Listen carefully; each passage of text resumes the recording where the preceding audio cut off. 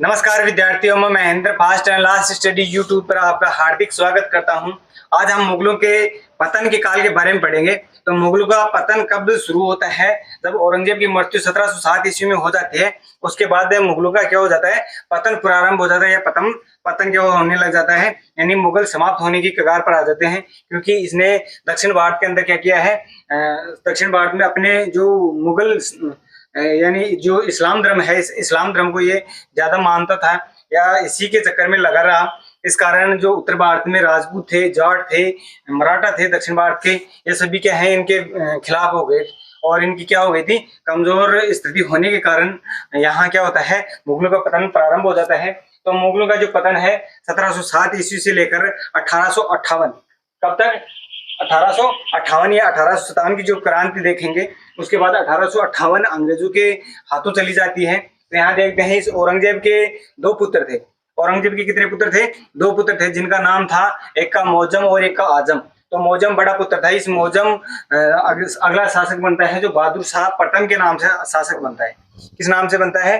बहादुर शाह प्रथम के नाम से शासक बनता है, जिसका शासनकाल, जिसका समय 1707 ईस्वी से लेकर 1712 ईस्वी तक रहता है। मौजम को ही शाह आलम प्रथम भी कहा जाता है, यानी मौजम है जिसे बहादुर शाह प्रथम के नाम से दिल्ली की गद्दी पर बैठा था, इसे ही क्या कहा जाता है? शाह आलम प्रथम भी कहा जाता है। इसके बाद देखते हैं इसका पुत्र जहांदार शाह है। ये जहांदार शाह अगला शासक बनता है।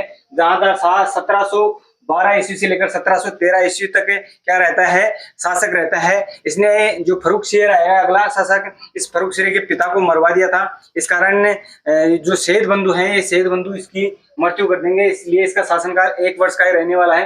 तो जहांदार शाह है केवल 1 वर्ष शासन करता है। ये मुगल जो बादशाह थे, उन मुगल बादशाहों में सबसे ज्यादा उम्र का था, 65 वर्ष का था, बूढ़ा शासक बना था ये। यानी मुगल बादशाह में कौन सा है सबसे वृद्ध अवस्था का शासक? कौन है? जहांदार शाह है।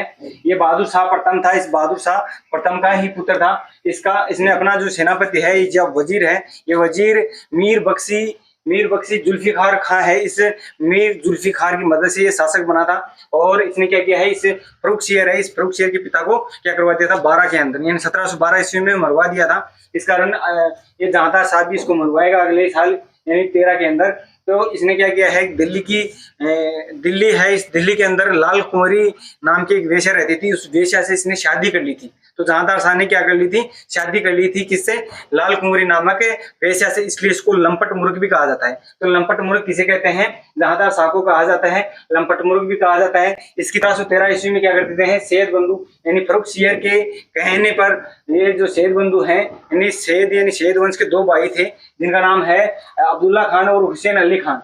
इन अब्दुल्ला खान और हुसैन खान, इन दोनों ने मिलकर क्या कर दी, इस जहांदार शाह है, इस जहांदार शाह की मृत्यु कर देता है। क्यों करता है? क्योंकि इस फर्रुखशियर के पिता को क्या कर दिया था, इसने मरवा दिया था जहांदार शाह ने। इसलिए इन बंधुओं से क्या करवाता है, इनकी हत्या।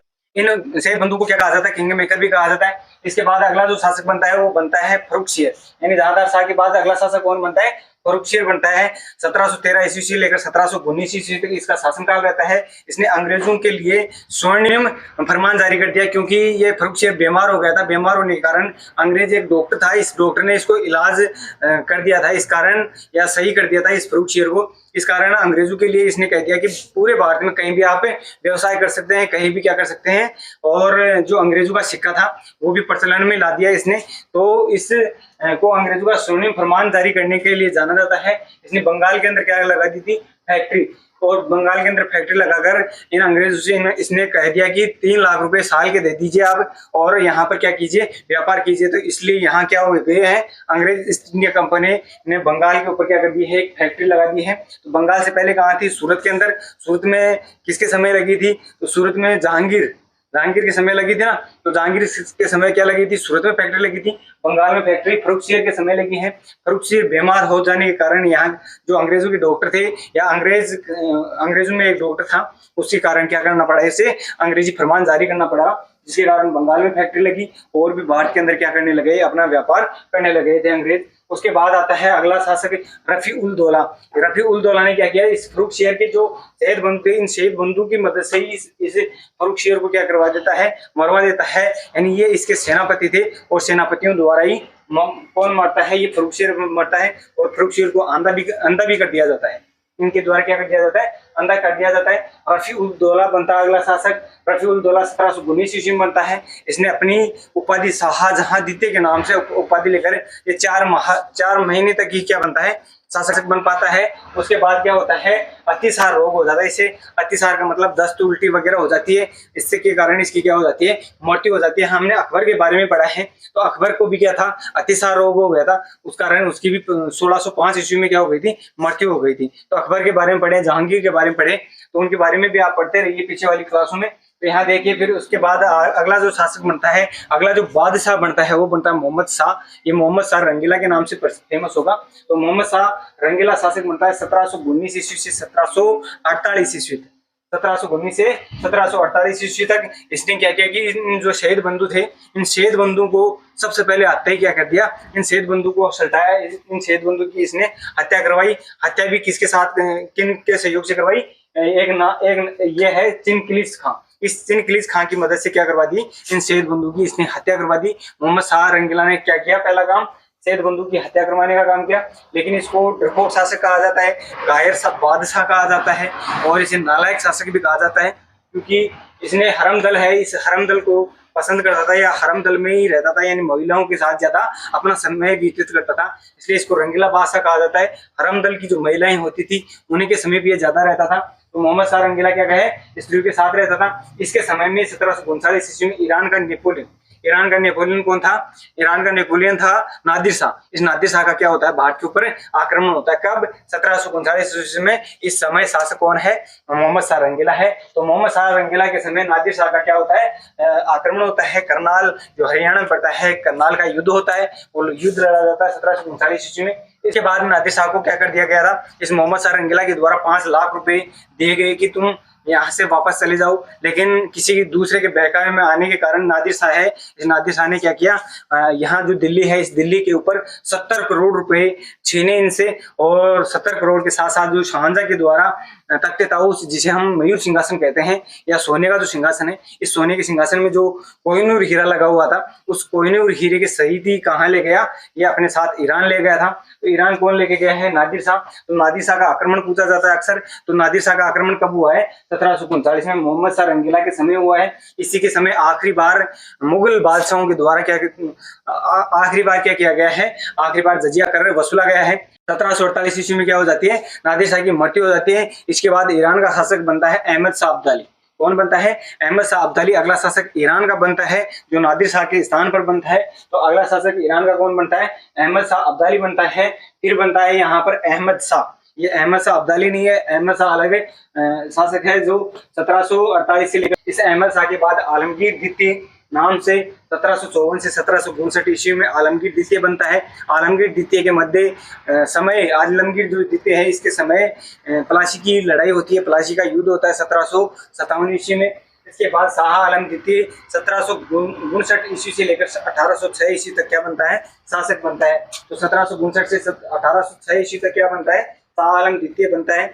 शाह आलम द्वितीय के समय पानीपत की तीसरी लड़ाई होती है, तटीय युद्ध होता है। इस तटीय युद्ध के अंदर 1561 ईस्वी में होता है। तो यहाँ भारत के अंदर मराठे थे, इन मराठाओं ने क्या किया था, कुछ हद तक अपनी पकड़ बनाने के लिए या भारत के ऊपर शासन करने के लिए क्या किया है, यहाँ लड़ाई की थी। लेकिन ये मराठा भी जीत नहीं पाए इनका, ठीक है। तो यहाँ अंग्रेज यानी अंग्रेजों ने क्या कर दिया है, दबा दिया है। तो अंग्रेज कौन था, अहमद शाह अब्दाली, यानी ईरान का ही तो था। तो अहमद शाह अब्दाली ने क्या कर दिया है, इन मराठाओं को इस पानीपत की तीसरी लड़ाई में हरा दिया है। तो मुगलों के बाद आने वाले कौन है, ये ईरान वाले शासक आने वाले हैं, या जो अंग्रेज हैं, ये अंग्रेज क्या है, भारत के ऊपर अपनी सत्ता या अपना शासन प्रारंभ करने वाले हैं। कहाँ से, पानीपत की तीसरी लड़ाई 1761 ईस्वी से। तो 1761 ईस्वी में किसका शासनकाल था मुगलों में, शाह आलम द्वितीय का था। शाह आलम के समय ही क्या होता है, बक्सर का युद्ध होता है। शाह आलम द्वितीय के समय क्या होता है, बक्सर का युद्ध 1764 ईस्वी में होता है। यहाँ अंग्रेजों की ओर से रॉबर्ट क्लाइव था, और रॉबर्ट क्लाइव के सामने 3 व्यक्ति थे। मीर कासिम था यहाँ का, जो यहाँ का क्या होता था, नवाब वगैरह होता था। और शाह आलम द्वितीय है, ये शाह आलम द्वितीय क्या था, मुगल बादशाह था। और सिराजुद्दौला था, यानी नवाब यहाँ का, बंगाल का। तो ये 3 लोग मिलकर भी इन अंग्रेजों को हरा नहीं पाए थे। और किसी युद्ध में, बक्सर के युद्ध में, जो 1764 ईस्वी को हुआ था।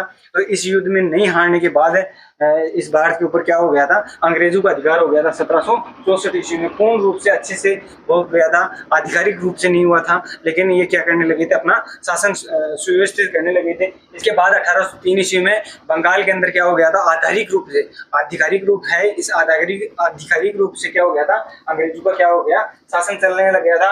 और मुगलों की जो पावर थी वो पावर केवल लाल किले तक सीमित रह गई थी, यानी लाल किले से बाहर ये जाते आते नहीं थे, लाल किले तक ही इनकी पावर रह गई थी। क्योंकि मुगलों की इससे अंग्रेजों ने क्या कर दिया था, इस समय बाद अंग्रेजों ने क्या किया, पेंशन देकर इनको घर पे बैठा दिया था। यानी मुगलों का लाल किले के ऊपर ही क्या रह गया था, शासन रह गया था। और यहाँ क्या करने लग गए थे, पेंशन देकर इनको रिटायर्ड कर दिया था, अंग्रेजों का शासन आ गया था। अकबर द्वितीय को ऐसे दिखावे के लिए बना दिया।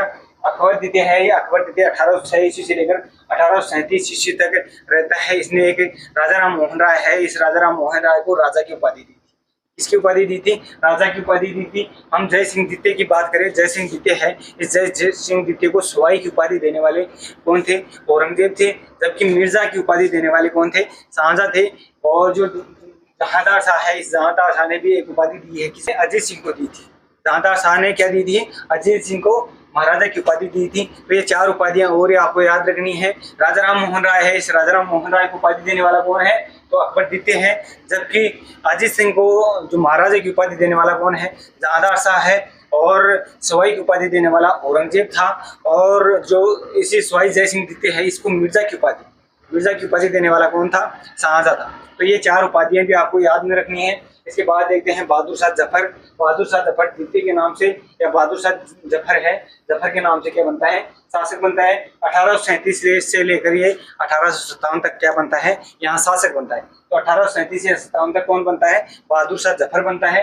बहादुर शाह जफर अंतिम मुगल बादशाह था। अंतिम मुगल बादशाह कौन है, बहादुर शाह जफर है। इस बहादुर शाह जफर के समय क्या हुई है, 1857 की क्रांति हुई है। 1857 की क्रांति के बाद से तो क्या है, अंग्रेज आ गए थे। यानी 1858 के अंदर क्या हो गया था, जो ईस्ट इंडिया कंपनी है, इसका शासन कहाँ से चलने लग गया था, जो इंग्लैंड है यहाँ से क्या हो गया था, यानी जो महारानी है विक्टोरिया, यहाँ का शासन चला था ना। 1858 जो एक्ट पढ़ेंगे हम, पॉलिटी में पढ़ेंगे, तो पॉलिटी में भी अच्छे से पढ़ेंगे। तो पॉलिटी में 1857 की क्रांति के बाद हम पॉलिटी ही शुरू करेंगे 1858 से। तो 1858 में क्या हो गया था, यानी इन मुगलों का पतन हो गया और यहाँ से क्या हो गए थे, अंग्रेज शुरू हो गए थे 1858 से। अंग्रेजों ने क्या किया, इन अंग्रेजों ने इस बहादुर शाह जफर है, जो 1857 की क्रांति का क्या बना था, नायक बना था या नेता बना था, इसको क्या कर दिया गया, रंगून जो बर्मा म्यांमार में पड़ता है, यहाँ इस जेल में इसको डाल दिया गया था। यानी जो बहादुर शाह जफर है, ये जफर इसलिए कहा जाता है क्योंकि इसने जफर नाम से क्या लिखता था, शायरी लिखता था, इसलिए इसको जफर कहा जाता है। तो ये जफर है, इसको क्या कर दिया था, रंगून की जेल में डालकर वहां पे इसकी मृत्यु हो जाती है अंग्रेजों की द्वारा। इसी के साथ क्या हो जाता है, तो मुगलों का पतन हो जाता है, मुगल समाप्त हो जाते हैं। इसके बाद हम मराठों का उत्कर्ष और पढ़ लेंगे, क्योंकि मराठा भी पानीपत की तृतीय जो लड़ाई हुई थी 1761 ईस्वी में, तो वहां भी आए थे ना। तो मराठों के बारे में थोड़ा एक टॉपिक और पढ़ लेंगे, उसके बाद अंग्रेजों के बारे में पढ़ेंगे, या आधुनिक जो भारत है वो शुरू कर देंगे उससे पहले, या फिर जो प्राचीन भारत है उनमें से कोई भी एक हम शुरू कर लेंगे। तो आज की क्लास के लिए इतना ही, धन्यवाद। अगर नए हैं और आपको क्लासेस समझ में आ रही हैं तो चैनल को सब्सक्राइब करें, शेयर करें। जय हिंद, जय भारत।